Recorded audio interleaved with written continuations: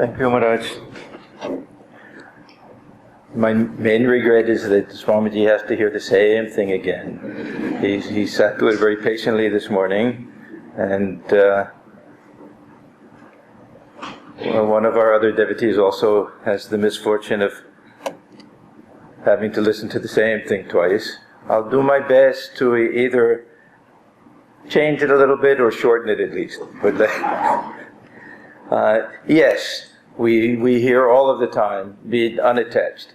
And this the topic was chosen not to contradict that idea, but just to show that this black and white distinction we make between attachment and detachment is not always the best way to understand a very complex subject. That there are times when we have to be attached in the sense of engaged, at least that much. And there are times when detachment means that we're simply failing to perform our duties or trying to avoid something that may be distasteful, and we do it under the name of detachment. So it's not always the case that so-called detachment is a good thing and so-called attachment is a bad thing. It's a complex issue, and this is one way of approaching it so that we can have a better handle on the whole thing.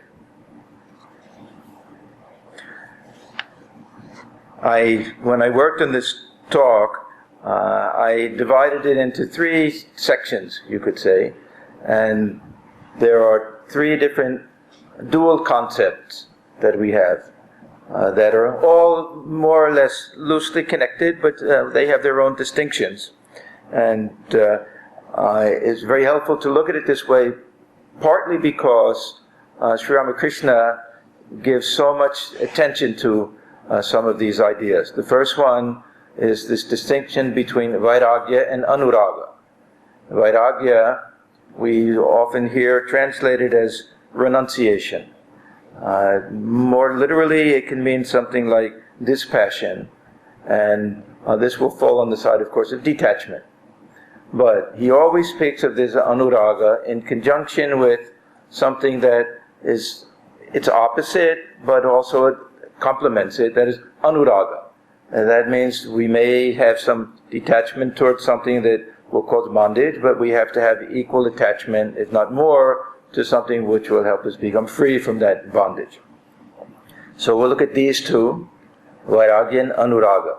Then we have a very traditional distinction in Vedanta. It goes back to early Vedic period between 2 different paths. One is called the Pravritti Marga and the other Nivritti Marga. Pravritti Marga is the path of engagement. This is a householder path, this is the path of social responsibility, all of these things. And Nivritti Marga is the path of withdrawal, the path of renunciation. This was the monastic path. But they also have second meaning, which is probably more important, and that is the tendency of the mind to go outward, pravritti, and that longing that we have to reverse that process, to keep the mind from going out through the senses, to keep the thoughts from bubbling up in the mind all of the time, to turn our gaze inward and to behold that divine reality within. That's also nivritti.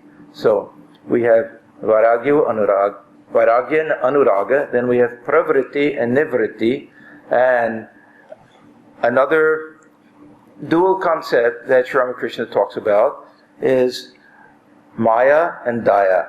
Maya in the sense of attachment to those within our inner circle, to our near and dear ones, and daya, which is also a type of compassion or love or attachment, but because it's universal, because it's equal love for all beings, the attachment element to that type of love and compassion gets eliminated. So this is also another way of looking at this whole situation. The 2 terms, Vairagya and Anuraga, you can hear they both have this rag stuck in the middle. So etymologically, they come from the same Sanskrit root. And it's a very interesting word ranj.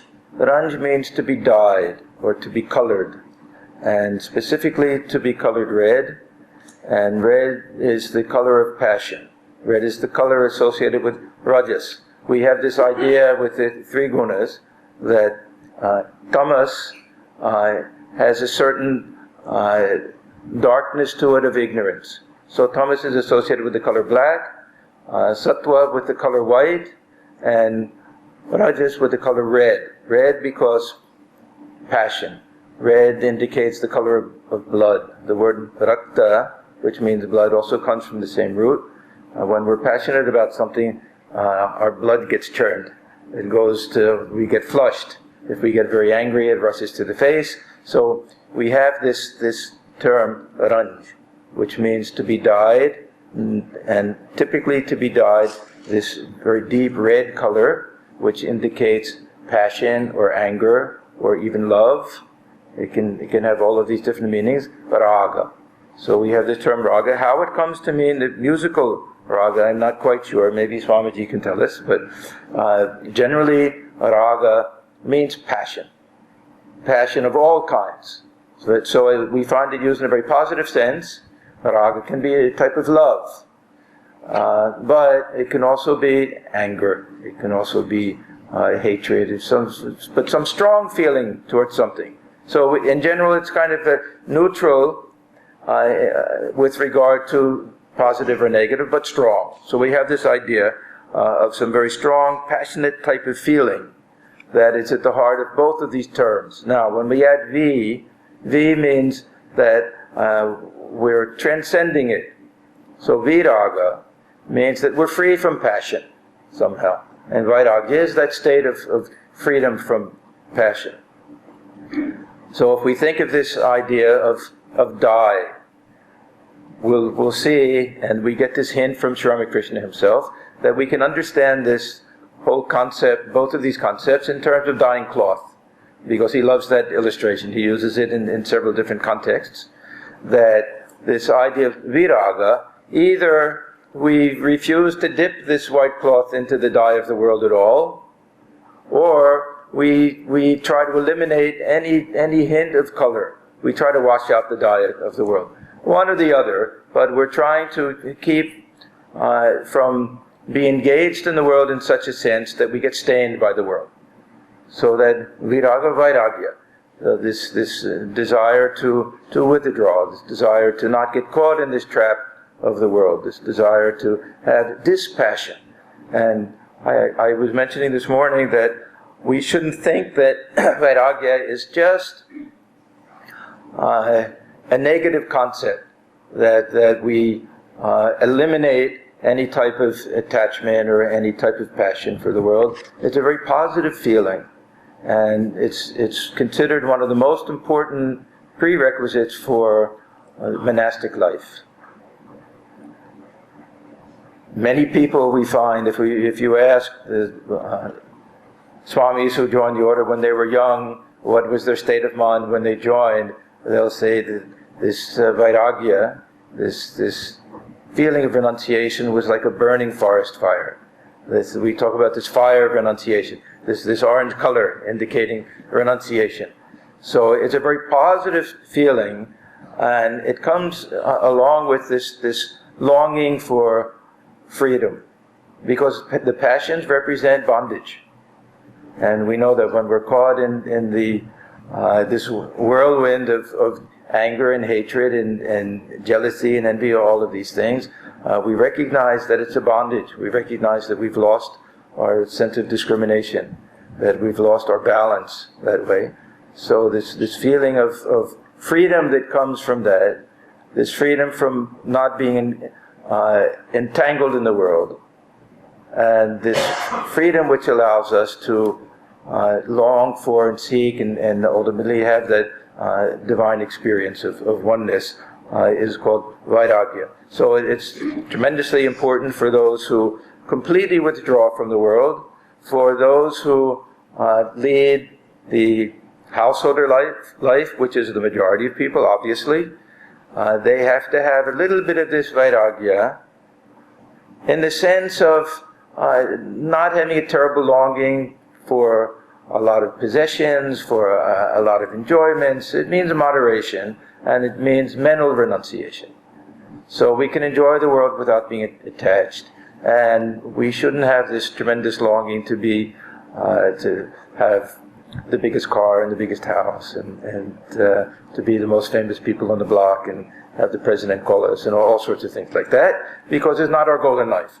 So the householder equally needs this spirit of renunciation without the external side of it. So internal renunciation.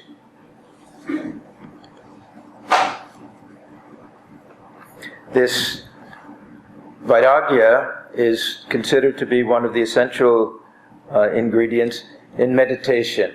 When we meditate, we find that the main difficulty is that the mind is running all over the place. Right? Everyone says that. Everyone says, why can't I control my mind? Even Arjuna asked Krishna, why is it so restless? It's not a question of our inadequacy in controlling the mind. It's not that we can just keep practicing, and we hear this each time the mind wanders, we bring it back. We can do that for a whole lifetime. If the mind is being pulled away by something very powerful, we won't be able to keep pulling it back. It'll keep going away. So we have to have this dispassion in that sense. That means that we don't allow the world to exert such a pull on us. We have to somehow remove that powerful magnetic force that the world has over the mind, so that we have some chance, at least, of fixing the mind on God.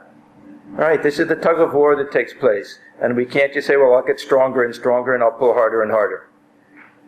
We have to somehow make the guy on the other side start getting weaker and weaker, so that we have a chance of pulling. Now, the real answer to this that Sri Ramakrishna gives is that we can weaken the guy on the other side by strengthening the power of attraction of God. So he says the real answer to this is anuraga. Now we see this raga again. Here it's used in a very positive sense. Anu means that we're dyeing the mind in the color of something else. The more we think of God, the more the mind gets dyed in the color of God. This is this idea of anuraga. And if the mind develops this attachment to this spiritual ideal, attachment to spiritual life, attachment to holy company, if that's the thing that we long for, if that's what gives us the most enjoyment and pleasure in life, the mind will go there. We won't have to force anything. It'll be a very natural thing. We'll sit for meditation and it won't be this constant struggle. Of course, this is ideally. The world will always have its little chance to pull us from time to time, but this gives us a fighting chance. And this is one of the main problems if our conception of God is very wishy-washy. We don't know what to think about. They say, well, meditate on God. Well, what does that mean?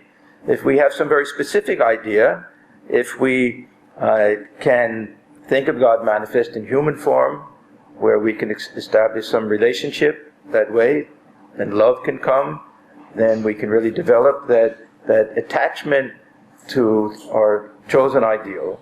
And this will be tremendously helpful when it comes to meditation. So we have both. Abhyasa, we have to do that practicing, that we pull the leash so that the dog will eventually get tired of wandering away too much. We keep pulling on that leash, and at the same time, we increase our attachment to our chosen ideal.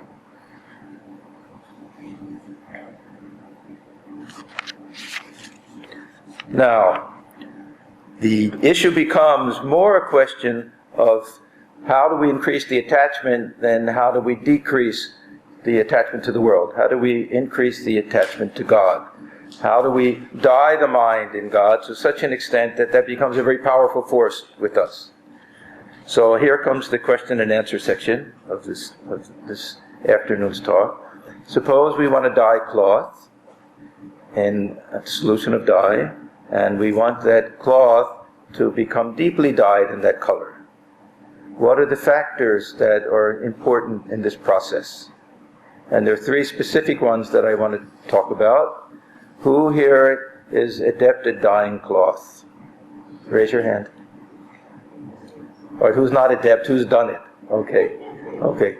All right, so what do we do? How do we start if we want to dye cloth? What's necessary for the cloth to come out a nice, good color, deep color? I saw a hand over here. Yeah? You? You have to pick out the color of dye first, and you have to come in the dye, and then you soak it in the dye, mix the water, and the chemicals together. Okay, now when we mix the dye, we mix it with the water. If there's not enough dye and too much water, will we get a good result? Okay, so it has to be a good quantity of dye that's used. Okay, so this is the first thing. We have to, if we dip cloth in a very watery solution, it'll practically come out white, the same cloth. Then, second factor. Well, Swamiji knows. He heard all these answers this morning. You know this? Yeah. Okay, yes. Okay. Length of time that we leave it in there. All right, then quickly the third one. Yes, thank you very much. The condition of the cloth. Right, who said that? I said it. Yeah. First of all, we have to bleach the cloth. Okay, we have to bleach the cloth. Okay, so the cloth has to be white. It has to be bleached. It has to be clean. It can't have any stains in it. Can't have any oil on it. No, any stain. If you put it in it, that stained portion won't take the color. Okay, so these are the three things that we have. He was in the garment industry. Okay. Good, so that explains the whole thing. Okay, so the first thing is intensity. Now, in spiritual life, how do we intensify it? Because what we're talking about when we say dye the cloth, and in this solution, that means how do we immerse the mind in God in a very intense way? We do it in a very superficial way very often. This is one of the problems. Yeah, we have some conception of the divine. We think about it a little bit. We sit for meditation and the mind wanders a little bit. We don't have that intensity. And of course, to a large extent, this intensity means desire and longing. Sri Ramakrishna praises this one attribute more than anything else. He doesn't say we have to be very brilliant. He doesn't say that we have to be very austere. He doesn't say any of that. He says we have to have intense longing for God. So how do we increase this intensity of longing for God? He mentions different things. The first thing that he mentions, Sri Ramakrishna, is a holy company. Right? Why holy company? He says because it begets longing for God. He gives that exact answer. Someone said, sir, what is the benefit of holy company? It begets longing for God. Because unless we see a living example of someone who is either realized or of someone who has enough conviction to give up everything for that pursuit, we ourselves won't have that type of conviction, and we won't really know for sure if these things are possible even. When we see someone who has devoted his life or her life to this pursuit, and we see that there's joy in it, when we see that people who give up things get more in return than they give up, right? Then we get inspired to do that. See, if we only see what people give up and we don't know what they get out of it, then who will do it? What little joy there is in this world, why should anyone give that up unless there's greater joy to be had? The idea of renunciation, there was a tremendous statement that was made by Swami Virajanandaji, who was a disciple of the Holy Mother, monastic disciple of Swamiji. People used to say to him that what tremendous renunciation you have to give up everything in the pursuit of God. And he would say, why? Your renunciation is far greater than my renunciation. To householders, he would say this. And then they would say, why, Swamiji, we don't understand what you're saying. And he would say that, look, we gave up the world for God. We gave up a very small thing for something great. There's not much renunciation in that. You've given up God This is you, the most wonderful thing in the world for the world. Your renunciation is far greater than ours. You've given up something of the greatest importance. We've given up something that is not very important. So he would put it that way. So we catch that from Holy Company. We get the feeling that externally some people may say, oh, they've given up so much. But we know that those who lead a spiritual life and are very sincere about it, that the rewards are tremendous and far greater than anything that's given up. In fact, a real spiritual person won't miss anything of the world. They can enjoy the world even better than others can, because that attachment is gone and they see God dwelling within all, and they see the divine underneath everything. So, Holy Company. This is the number one thing that Sri Ramakrishna says. Second thing is solitude. This solitude has several advantages. The obvious advantage is that we have no distractions. He says, even if it's for a day, 2 days, 3 days, whatever we can afford, is that go into solitude, spend your time in prayer, spiritual reading, thinking of God, and we find a tremendous benefit to all of this. We find that we come face to face with ourselves, we learn things about ourselves, we find out where all of our knots are tied. We see a lot of hidden things that we don't notice. And very importantly, we come to realize that we form this very strange habit of seeing ourselves through the eyes of the other person. And we're very aware that we're being judged by other people. And our conception of ourselves is very much based on that. When we live alone, when we go into solitude, we reverse the whole thing. We can experience, maybe for the first time, ourselves from the inside out. We can experience ourselves as pure consciousness, that we're the center of this universe. Everything is existing within me, within this consciousness. We can really have that feeling. I spent a lot of time when I was a college student living by myself, and when I traveled to India, I was alone most of the time, and especially in parts of India where I didn't know the language and I didn't meet many people who spoke English. I would walk for miles and miles and miles. I used to love to walk in the hot sun and everything, and I would really get the feeling, especially in South India, where people are very polite. More in North India, they're more likely to come up and chat or something. In the South, they're a little more respectful of privacy, or however we want to understand it. So I could walk in the midst of crowds of people, no one would look at me. And after a while, you feel like you almost disappear. You hardly feel, you can watch the feet touch the ground, but you're not that. You're just a spectator. And it's a very nice type of feeling. And we lose that when we're constantly with people and talking to people and everything. So anyhow, there are many, many benefits. This one, teaching of Sri Ramakrishna, is not often put into practice by people. We also don't recommend it that often.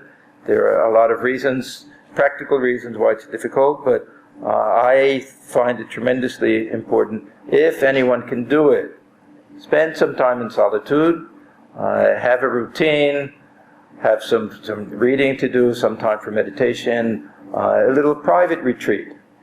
It's a very wonderful thing. Or just even within your own house, to have a little corner where no one's there, you can go and be alone. Being alone means being with God. We can feel that divine presence when there's no one else there to disturb the mind. So this is a very important thing. Then Sri Ramakrishna talks about this Sharan Manan, constant remembrance. Think of God, because our ability to focus very deeply in meditation is limited. But throughout the day, we can have this idea of remembering this divine play, this especially in this Leela of Sri Ramakrishna and Holy Mother, Swamiji, all the direct disciples. It's so recent, and we have such access to it. We know exactly what they looked like. We know the exact words that they spoke. So this constant remembrance is very easy for us because we have access to their photographs and the spiritual reading, which goes along with this. through reading, especially the Gospel of Sri Ramakrishna, that we can establish such a close, intimate relationship. It's really a kind of remarkable thing that we can find ourselves falling in love with these people that we've never met, and so convinced that they're real and that they're still living. This is something that I found that in my mind somehow this Dakshineshwar of the 1880s is still present somehow. That if only we could go there, we could cross the Ganges at a certain spot, that Sri Ramakrishna is there, he's sitting there, he's talking to all the disciples. It can be a real living thing, and we can feel that same attraction. That attraction was something unbelievable. That M would write, the very second that we left the presence of Sri Ramakrishna, all we thought about was when will we be able to go back to him again. And Swami Turiyananda, who was a man of tremendous meditative power and tremendous concentration, he used to say, we don't get that enjoyment out of meditation that we got simply by sitting in his presence. That there was a joy there that was unspeakable. We can recreate that in our minds through this constant remembrance and through immersing ourselves really in this one book, the Gospel of Sri Ramakrishna. And the most helpful thing, and something that I always recommend, is at least once in everyone's lifetime, go to Dakshineshwar. Sit in Thakur's room, visit all of the places where he went, feel that this is really a sacred place, and that when we leave that place, that memory becomes a living memory for us. A very beautiful section in the Gospel of Sri Ramakrishna. M is walking with Sri Ramakrishna, and there was a big branch of a tree that fell down. And Sri Ramakrishna says to M, you know, it was under this branch of this tree that I practiced my Vedanta sadhana and everything. And M says, yes, sir, I know. He says, I've kept a twig from that tree in my room. And he said, oh, why did you do that? He said, it makes me happy to look at it. It reminds me of you. So we also can have these mental reminders that way, that make us feel that this is a living tradition. And if we do that, then this anuraga becomes a real thing. It's not just some very flighty, hazy type of feeling, that we really feel, yes, it's Sri Ramakrishna, Holy Mother, these are my nearest and dearest. That we have a kind of love for them that we don't have for anyone else. Because they all said that, the direct disciples said that. As much as my parents loved me, Sri Ramakrishna loves me more. They all felt that.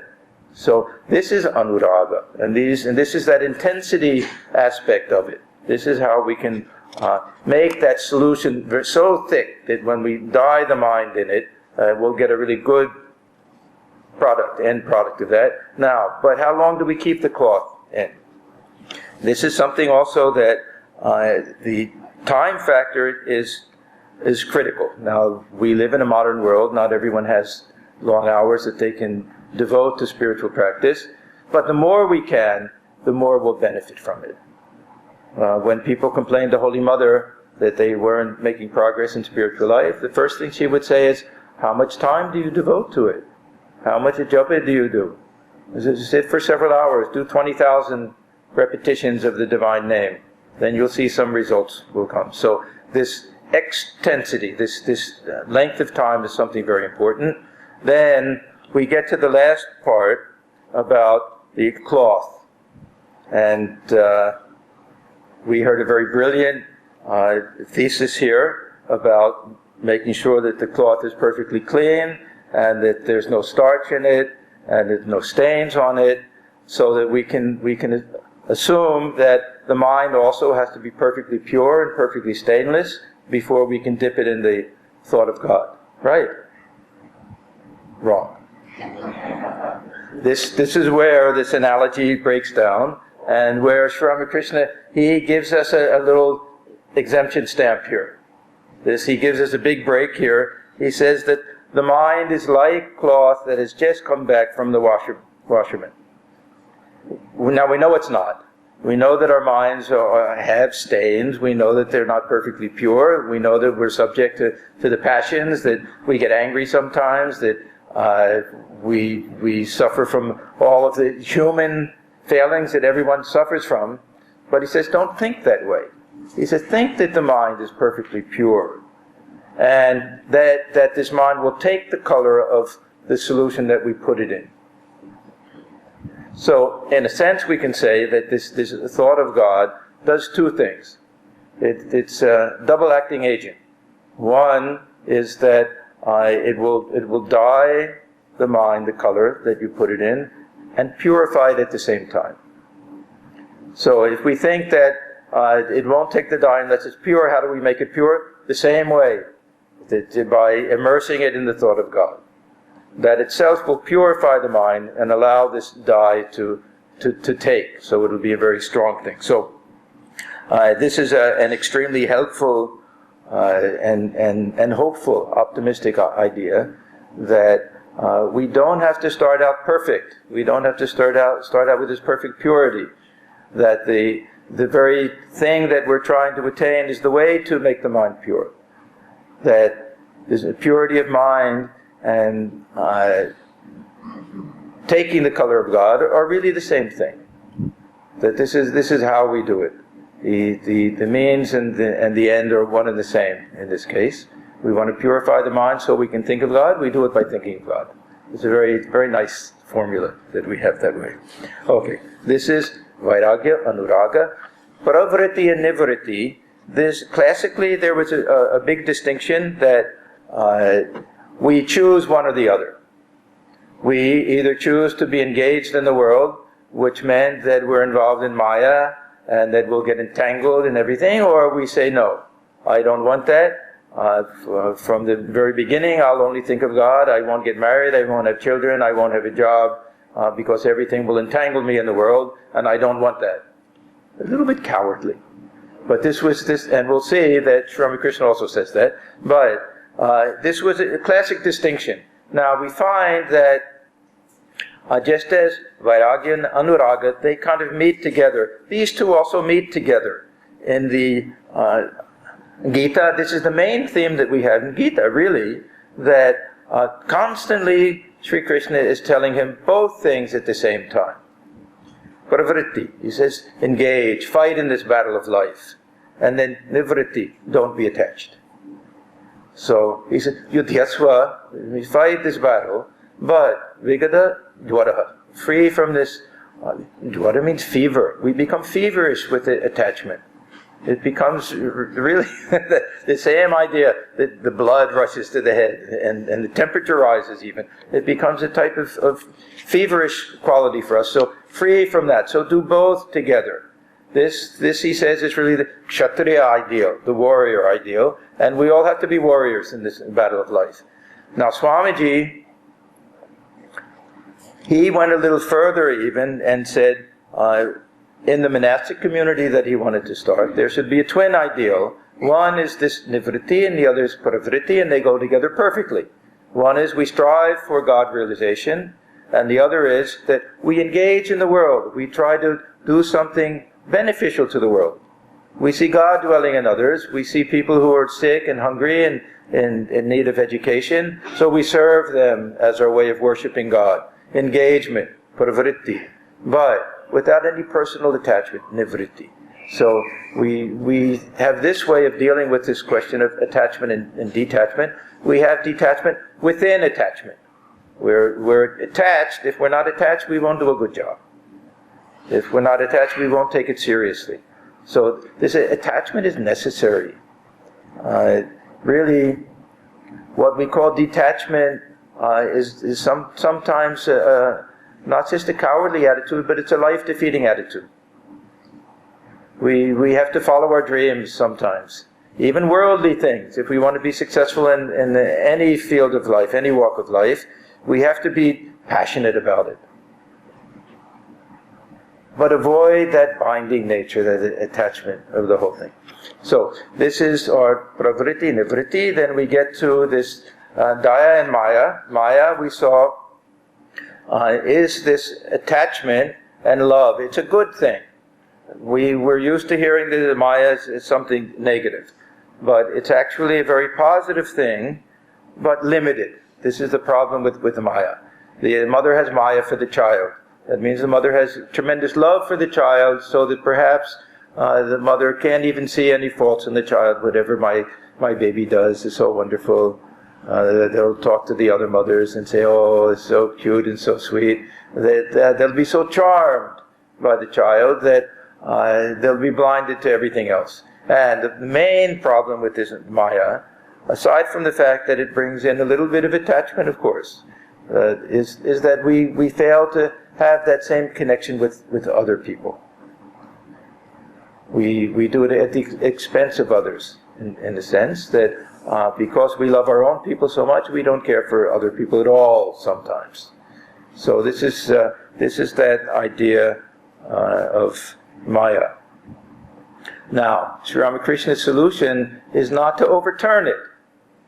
He says that, well, take the positive element of that we feel this oneness, we feel such a feeling of oneness, the mother and the child, that really if the child gets hit, the mother feels it. Mother feels greater pain if the child hurts his hand than if the mother herself gets hurt.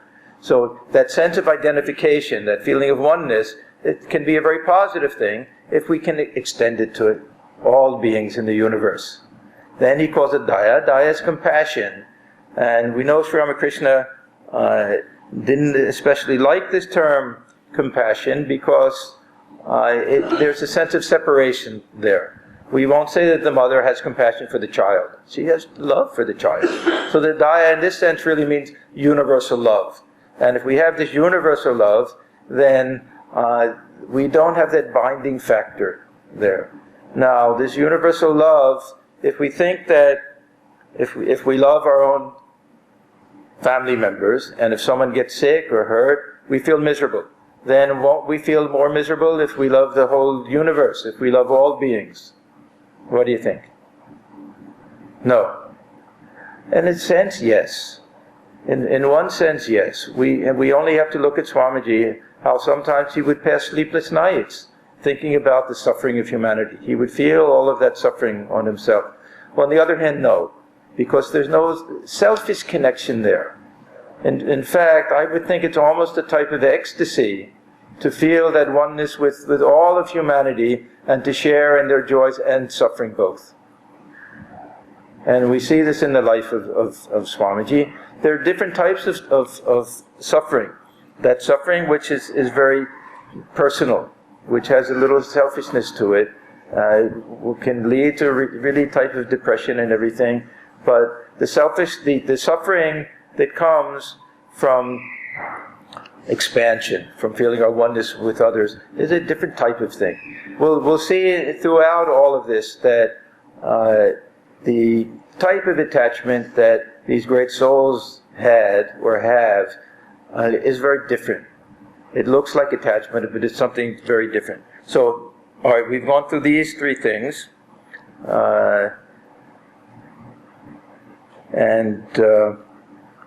Vairagya, Anuraga, Paravriti, Nivriti, Daya, and Maya.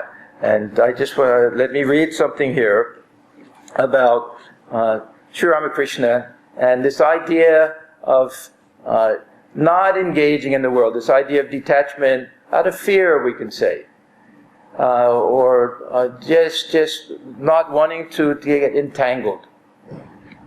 He was speaking to the Pandit Shashadhar. You will find this in the Gospel of Sri Ramakrishna, page 479.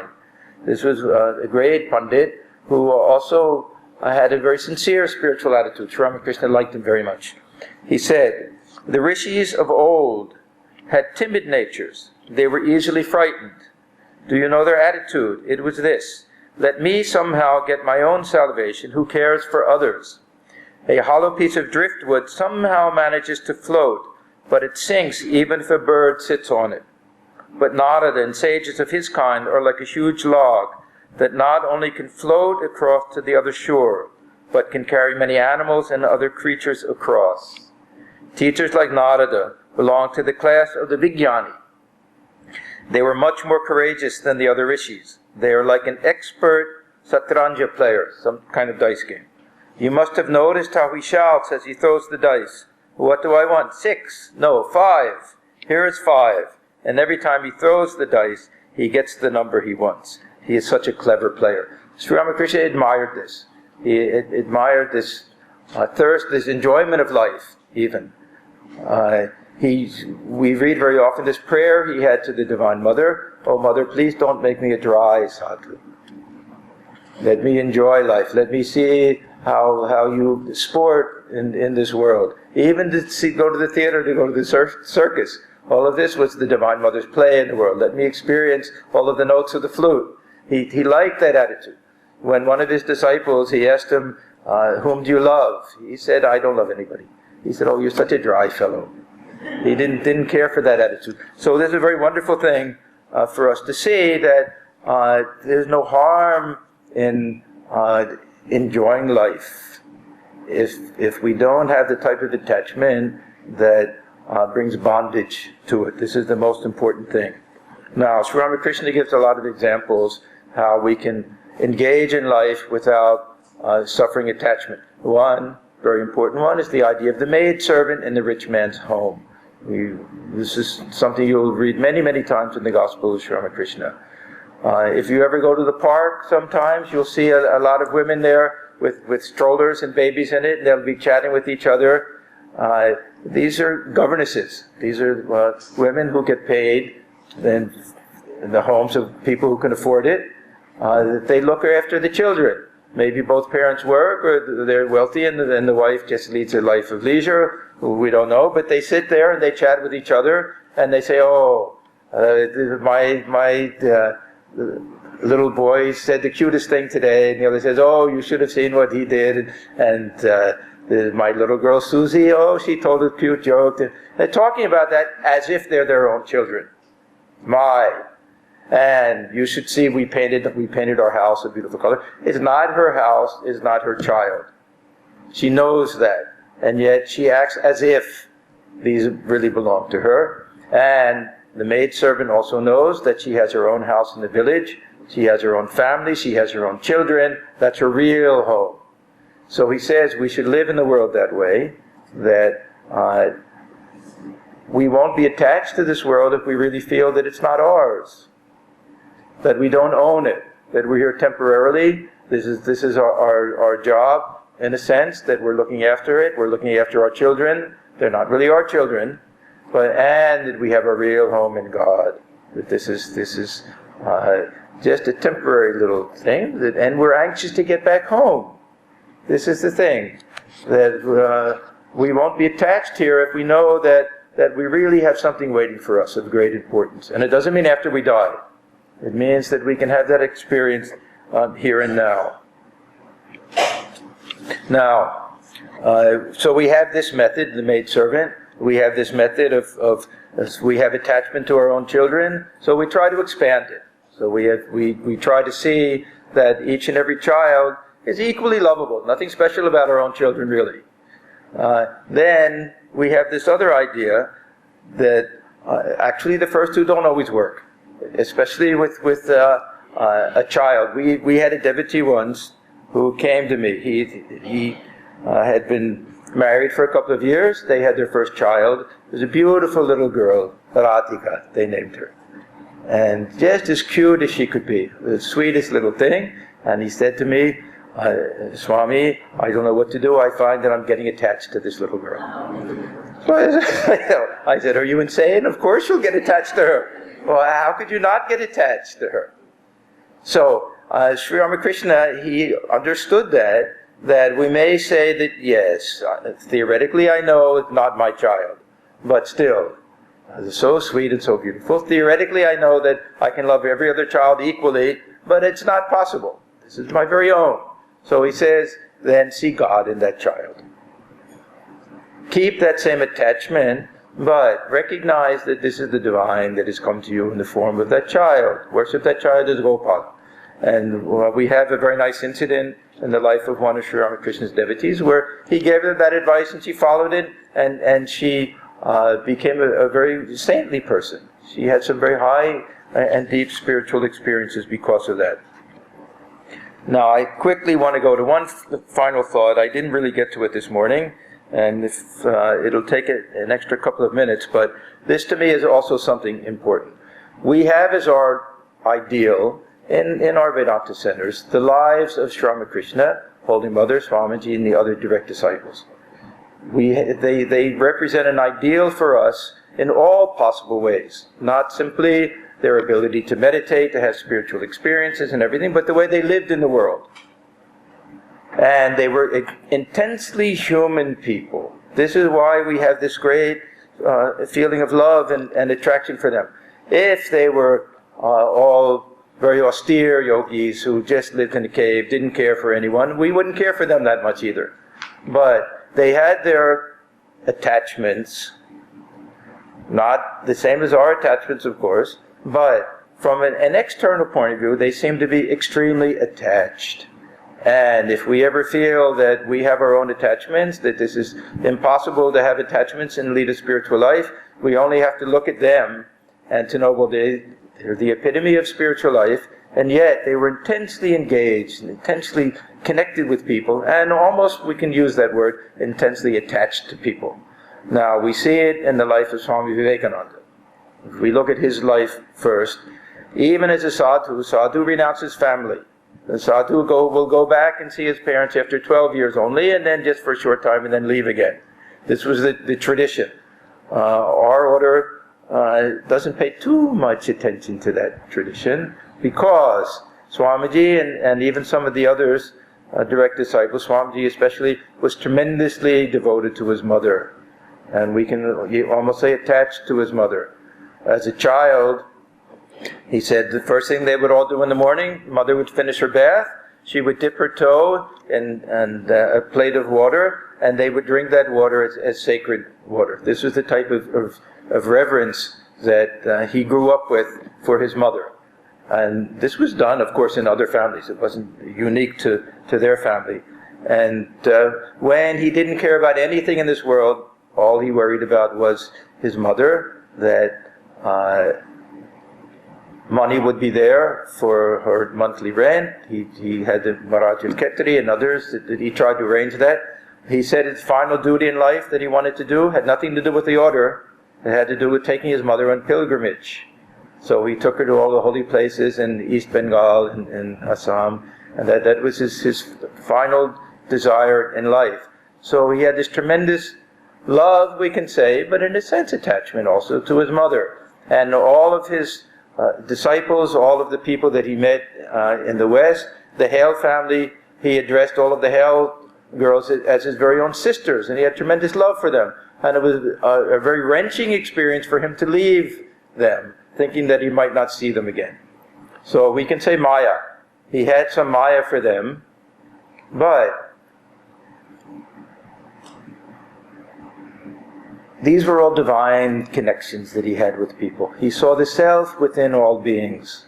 His understanding was different from ours. The personality was the attraction there, but he saw things from a different level.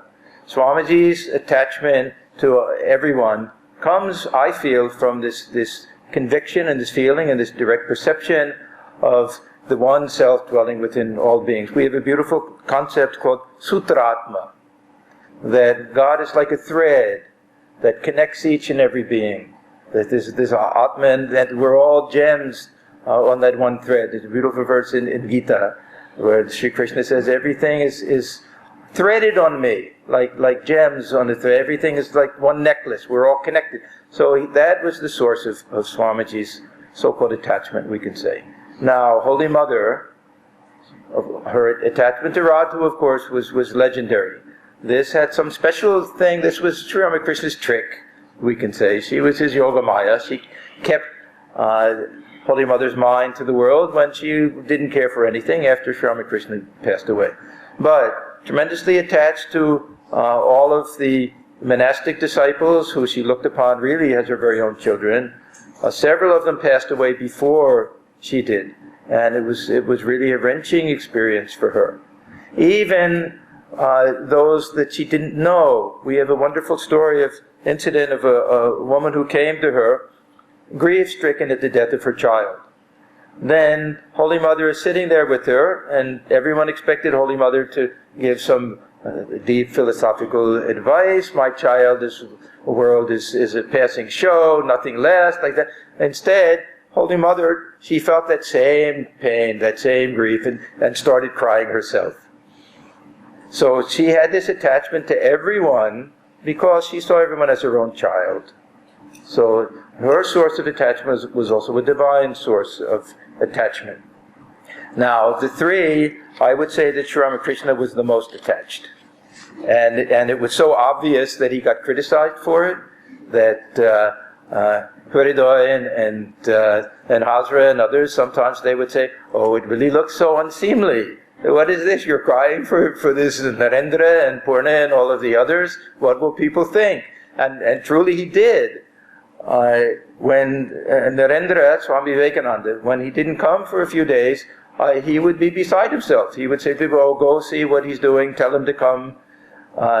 One night he spent the whole night sleeping for a little time, then waking up the devotees in the room and saying, oh, do you know this Narendra? He is that Kayastha boy. He lives in North Calcutta. He used to come here. He hasn't come for a while. You please go and tell him I want to see him. My heart is being wrung like a wet cloth. It would go on and on like that. And then they would say, yeah, we'll tell him. They'd go to sleep. He'd go to sleep. Then he'd wake up. Same thing. It went through the whole night. So the tremendous attachment. What was the source of all of this? Sri Ramakrishna himself said to Swamiji, to Narendra, he said, you see how attached I am to you. Why? Because I see Narayana dwelling within you. He said, the second that I don't see God dwelling within you, I won't be able to look at your face. So we see that their source of attachment was something different. So we gain these two things. One, if they had this human side to them, and they could have this attachment, then we don't feel so bad that we have our own. And the second thing is that we can see that there can be a divine source, and that this type of attachment can be a very liberating type of thing. Now, I want to finish just by going to reading a great statement that Swami Vivekananda made. This will kind of tie everything up. It was because of this one paragraph that I came up with this idea, because he very clearly states the positive side of attachment and the negative side of detachment if it's not done correctly. So let me read this and then I'll close. Attachment is the source of all our pleasures now. We are attached to our friends, to our relatives. We are attached to our intellectual and spiritual works. We are attached to external objects so that we get pleasure from them. What again brings misery but this very attachment? We have to detach ourselves to earn joy. And then the very important statement, if only we had the power to detach ourselves at will, there would not be any misery.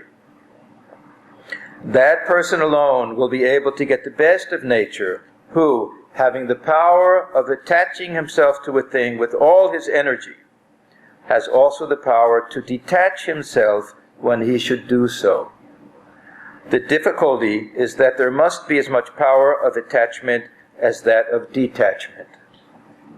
There are people who are never attracted by anything. They can never love. They are hard-hearted and apathetic. They escape most of the miseries of life, but the wall never feels misery. The wall never loves, is never hurt, but it is the wall after all. Surely it is better to be attached and caught than to be a wall. Therefore, the person who never loves, who is hard and stony, escaping most of the miseries of life, escapes also its joys. We do not want that. That is weakness. That is death. That soul has not been awakened that never feels weakness, that never feels misery. That is a callous state. We do not want that. At the same time, we not only want this mighty power of love, this mighty power of attachment, the power of throwing our whole soul upon a single object, losing ourselves and letting ourselves be annihilated, as it were, for other souls, which is the power of the gods. But we want to be higher even than the gods. The perfect person can put his whole soul upon that one point of love, yet he is unattached. So my thanks to all of you, to Swamiji. I love coming to this place. I'm forming a little bit of Maya to all of the devotees here, but it's a good thing.